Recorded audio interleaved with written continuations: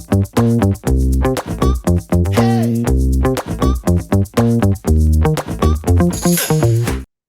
how are you? Good morning. I am Isabel Inclán. I am the host of this channel, The Essential. And of course, here in Toronto, we are in shock after yesterday news of John Tory is resigned as a mayor of Toronto.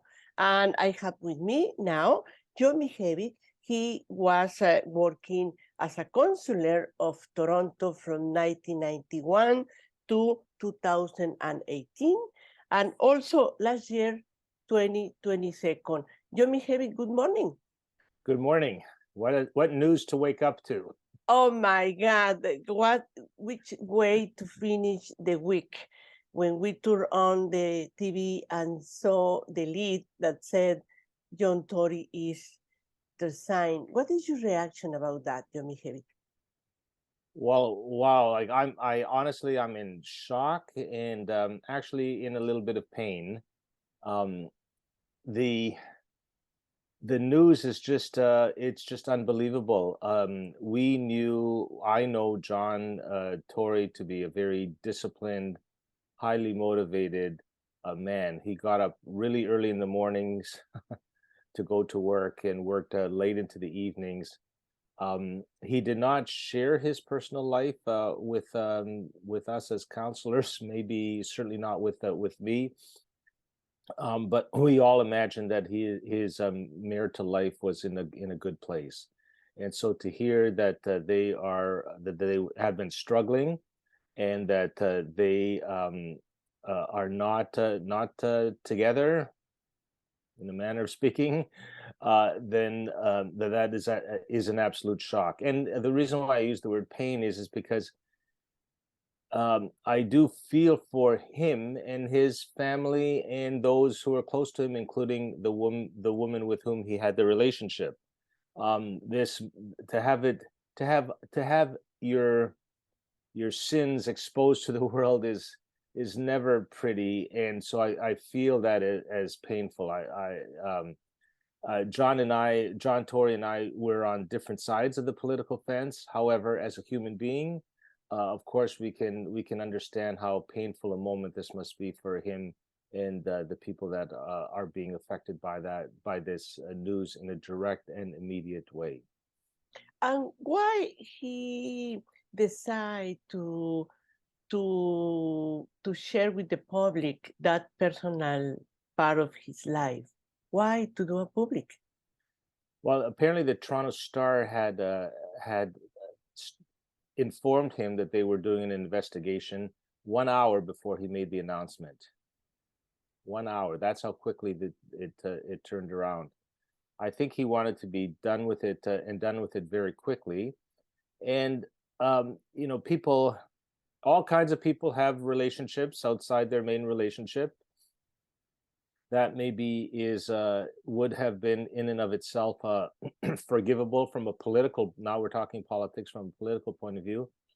But I think the fact that that this particular case was a woman who worked in his office, and that is about a power imbalance. But they had a relationship, a professional relationship in the office, and that actually is not a good power dynamic. And I think that's what probably tilts it in the direction that pushed him to make the decision. Also, when that kind of information is out there and in the public, your moral authority as a mayor just goes way down. And of course, he's been taking it in the chin because of the strong mayor system, because of his views on increasing the police budget and homelessness issues and strong mayor powers and so on. To add this to it, it's just too much. I think it was just too much, and he made a very, very difficult call. But it looked like from the press conference that I saw that he kind of maybe at some level knew that this was coming, and was ready for it. Given that there was only an hour between the Toronto Star announcing that it was doing this investigation and him announcing that he was going to leave. Yeah, and Joe, last night I was just recalled that Toronto was in the newspapers around the world when Rob Ford was the mayor, and the homophobic comments and the drug and alcohol problem that he had. And Toronto was famous around the world about this mayor, for this mayor. And now um, uh, probably Toronto is going to be again in that global newspaper regarding like mayor resigned because having an affair. What do you think about that? We deserve that kind of impression around the world. Well, my hope is that people around the world, and I know it was already on the BBC late last night, so it's already out there in the global media.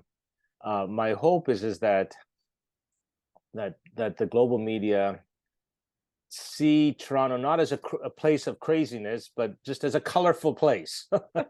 let's hope that they view this as in a more light tone, rather than in a tone where they say, oh, something really dangerous and bad is happening in Toronto. Because no, Toronto is a great and wonderful city.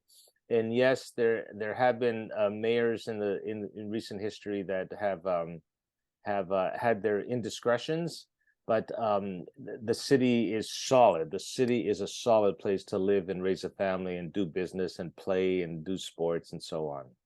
Okay, great. Joe Mihevc, finally, I know after 20 years, more than 20 years working at City Hall as a councillor, you know very well the life regarding the City Hall. What is going to happen after this resign?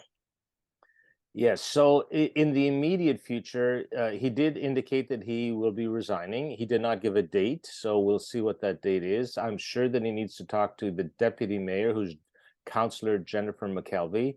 She will then assume all the powers of the mayor when he resigns and she is sworn into office.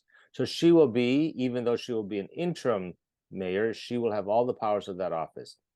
Then it goes to council and the seat is declared vacant. Once the seat is declared vacant, then there will be an election. If a seat is declared vacant in the first, second, or third year of a 4-year term, you must have an election. If the seat is declared in the 4th year, you can have an election, but usually they go for a direct selection. In other words, councillors get together because it's so close to the election. It's not worth it. We're not in that period. We're in the period he only got re-elected 4 months ago. So we are in that period where a new election will be held, and that's where council will need to make decisions as to the date and when it might happen. And they will do that with the city clerk's office. The city clerk acts as the election official in cases like this. Okay, so probably we're gonna go to the elections again, and we're gonna decide, Torontonians, we will decide who is our next mayor. That's correct. And I can tell you, the phones are going to be going today. The people who think that they want to run for mayor will very quickly absorb this shock, and then they're going to start to get on the phones and see who will support them in an election bid. Yeah, but practically, probably the elections, the campaign started last night. The campaign started last night at 8:45, which is right after the mayor made his announcement. Okay, Joe Mihevc. We don't know who's in yet, but we will. I think, give it a week. We will find out who wants to play in that sandbox. Yeah, and what about you? Did you think an opportunity? Well, I am getting some phone calls, and but in my case, it is not a good moment for me, and I also think that we would need someone who's a little bit younger as well. This is a younger person's sport. It's not for someone who's in their 60s. But at the same time, the job needs experience, and do you have a lot of experience? Yes, well, yes, certainly some people are saying that, it's just not the right thing for me right now at this time. Yeah, you prefer to support someone else. I prefer at this point to support someone who will help take the city to the next level. And there are people on council and outside of council who can do that. And certainly I hope to be part of conversations as to who that might be. Yeah, this is my last question. What do you think about the new council that we have at this moment? What is going to be the role of this council in this moment? Well, it will take several months for the new mayor to be selected. This is their moment to shine. Whereas before, everything had to go through the mayor's office. You had to get the mayor's consent for this and that. Now will be a time for councillors to get together and really decide together as a group, without the mayor, strong mayor present, the police budget, community services, housing and homelessness, and so on. So those are all of that is going to happen in the next few months, and we'll look to see what stars shine and what stars don't shine. Okay, Joe Mihevc, thank you so much for being in this program, to take my call and to share your insights related to this moment that Toronto is gonna face in the coming weeks. Thank you very much, Isabel. It's always a pleasure speaking with you. Thank you so much. Gracias. Muchas gracias. Muchas Gracias a gracias. usted. Sí. Gracias.